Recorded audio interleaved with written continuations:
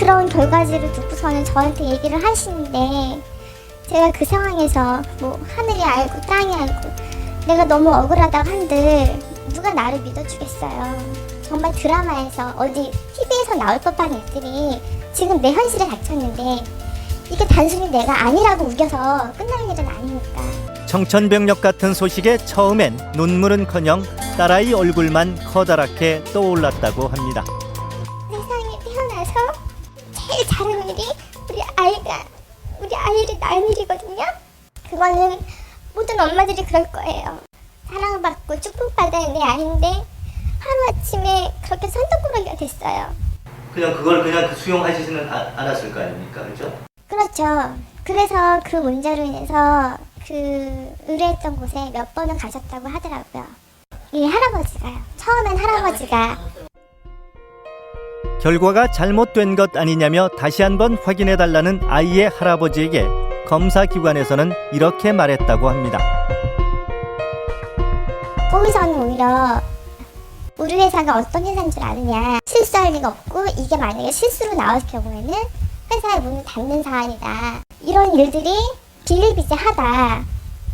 그런데 나중에 결국에 보면 처음엔 여자들이 중매 사매 하지만 나중엔 결국은 다 수용하게 되더라.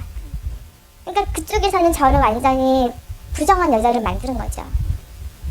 그 결과지 하나 놓고서.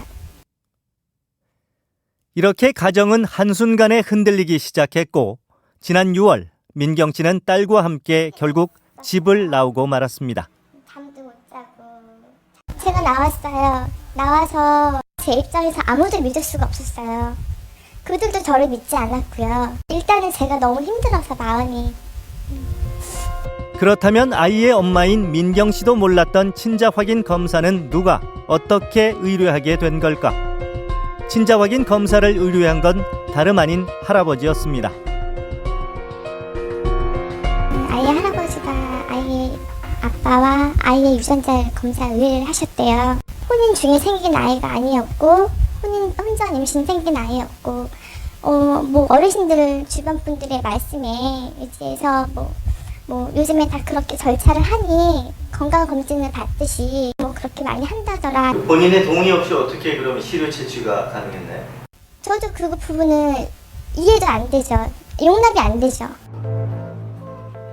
아이의 부모 누구의 동의도 없이 일사천리로 진행될 수 있었던 친자 확인 검사. 민경 씨는 충격이었습니다. 느낌이 교통사고 당한 것 같아요. 저 그냥 길 가고 있는데 신호등 켜져서 길 가고 있는데 갑자기 누가 와서 저를 들이받은 그런 기분이었어요. 제3자가 할 수 있다는 자체가 전 용납이 안 되는 거예요. 개인의 알 권리가 그런 생명 논리보다 더 우선순위에 있어야 되는지.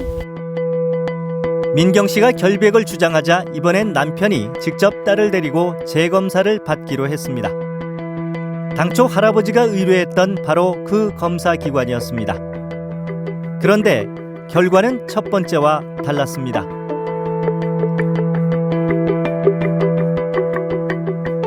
분명히 친생자 관계가 성립되지 않는다고 했던 검사 결과가 이번엔 생모의 추가적인 유전자 검사 없이는 판정이 불가능하다는 겁니다. 같은 검사 기관에서 같은 사람들의 검사물을 의뢰했는데 결과는 사뭇 달라졌습니다. 앞에 상황을 보시면 아시겠지만 엄마, 아빠 없이도 검사를 진행해서 내온 결과지가 있는데 이제 와서 엄마 없이 검사가 정확하지 않으니 추가 검사가 필요하다는 게 그게 이해가 안 되는 거죠.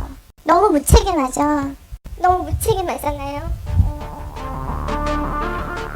결국 다른 검사 기관을 찾아갔고 그곳에서는 단서를 붙이긴 했지만 친자 관계가 성립된다는 결과를 얻었습니다. 그거는 뭐 어차피 진실은 하나이기 때문에 그거는 밝혀지는 사실이고요. 그 와중에 있었던 저와 저 아이가 받았던 그런 것들은 회복되기가 쉽지가 않죠. 민경 씨는 가정 파탄과 그 과정에서 겪게 된 정신적, 물질적 피해를 보상받기 위해 검사 기관을 상대로 소송을 제기한 상태입니다. 여기에 보면 이제 그쪽에서 답변서입니다.